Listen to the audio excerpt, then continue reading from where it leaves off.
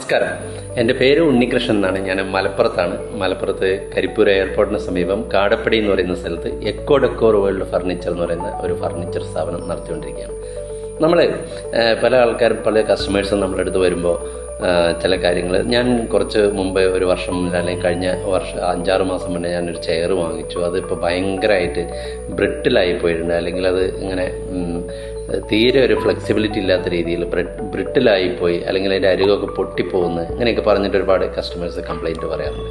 അപ്പോൾ എന്തുകൊണ്ടാണ് ഈ പ്ലാസ്റ്റിക് ചെയറുകളും പ്ലാസ്റ്റിക് ഉൽപ്പന്നങ്ങളൊക്കെ ബ്രിട്ടിലാവുന്നത്, അതിൻ്റെ കാരണം എന്താണെന്നുള്ളത് നമുക്ക് നോക്കാം. അപ്പോൾ അതിൽ മെയിനായിട്ട് നമ്മളിത് ഒരു മാനുഫാക്ചറിങ്ങിൻ്റെ ഒരു ഇതുണ്ട്. നമ്മൾ ഇത് മൗൾഡ് ചെയ്താണ് എടുക്കുന്നത്. പ്ലാസ്റ്റിക് ആണെങ്കിലും പോളിപ്രൊപ്പലീൻ ആണെങ്കിലും പോളിപ്രൊപ്പലീൻ ഉരുക്കിയിട്ട് നമ്മളത് ഒരു അച്ചിലിട്ടിട്ടാണ് നമ്മളിത് മൗൾഡ് ചെയ്തെടുക്കുന്നത്.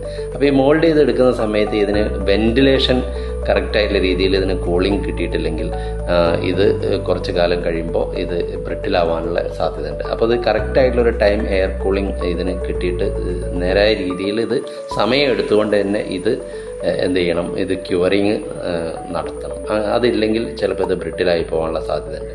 പിന്നെ ബ്രിട്ടിലായി പോകാനുള്ള രണ്ടാമതൊരു സാധ്യത എന്ന് വെച്ചിട്ടുണ്ടെങ്കിൽ വെയിലത്ത് വെക്കുന്ന വെയിലൊക്കെ സൂര്യപ്രകാശം തട്ടുന്ന സൂര്യപ്രകാശത്തിലെ UV രശ്മികൾ തട്ടിക്കഴിഞ്ഞിട്ടുണ്ടെങ്കിൽ പ്ലാസ്റ്റിക് പോളിപ്രൊപ്പലിൻ പോലുള്ള ഐറ്റംസിലൊക്കെ ലോങ് ചെയിൻ പോളിമേഴ്സാണ് ഉള്ളത്.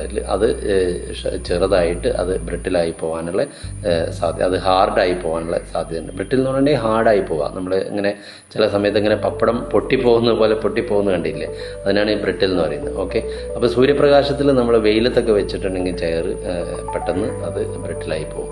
പിന്നെ മൂന്നാമത്തെ ഒരു കാരണം എന്ന് വെച്ചിട്ടുണ്ടെങ്കിൽ നമ്മളിപ്പോൾ ഈ മോയ്സ്ചറുള്ള സ്ഥലങ്ങളിൽ, അപ്പോൾ നമ്മൾ ചോദിക്കും പ്ലാസ്റ്റിക്കും മോയ്സ്ചറും തമ്മിൽ എന്തെങ്കിലും സംബന്ധമുണ്ടോ. അപ്പോൾ പക്ഷേ മോയ്സ്ചർ കണ്ടന്റുള്ള സ്ഥലങ്ങളിലൊക്കെ നമ്മൾ കൂടുതൽ ചെയർ ഇങ്ങനെ കിടന്നിട്ടുണ്ടെങ്കിൽ അത് കാലക്രമേണ അത് കൂടുതൽ ഹാർഡായി പോകാനുള്ള സാധ്യതയുണ്ട്.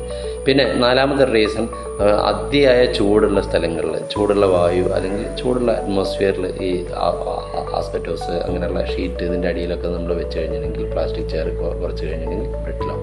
അതുപോലെ തന്നെ അതിയായ ശൈത്യം, അങ്ങനെ ടെമ്പറേച്ചർ രാവിലെ ഒരു ടെമ്പറേച്ചറും ഉച്ചയ്ക്ക് ഒരു ടെമ്പറേച്ചറും അങ്ങനെ വ്യത്യസ്തമായിട്ടുള്ള ഊഷ്മാവിൽ ഈ ചെയറുകൾ കിടക്കുകയാണെങ്കിൽ അത് കുറച്ച് കഴിയുമ്പോൾ അത് ബ്രിട്ടിലായി പോകും. ചുരുക്കി പറഞ്ഞിട്ടുണ്ടെങ്കിൽ ഇത് നമ്മൾ സൂക്ഷിച്ച് വെക്കുന്നതിനനുസരിച്ചും കുറേ കാലം കഴിയുന്തോറും ഇതിൽ ഈ ബ്രിട്ടിൽനെസ് ഇങ്ങനെ സംഭവിച്ചുകൊണ്ടിരിക്കുന്നുണ്ട്. ഓക്കെ, അപ്പോൾ ഇതാണ് ഈ ചെയർ ഹാർഡായി പോകാനുള്ള, കുറച്ച് കാലം കഴിയുമ്പോൾ ഇതിൻ്റെ ഫ്ലെക്സിബിലിറ്റി പോയി ഇത് ഹാർഡായി പോകാനുള്ള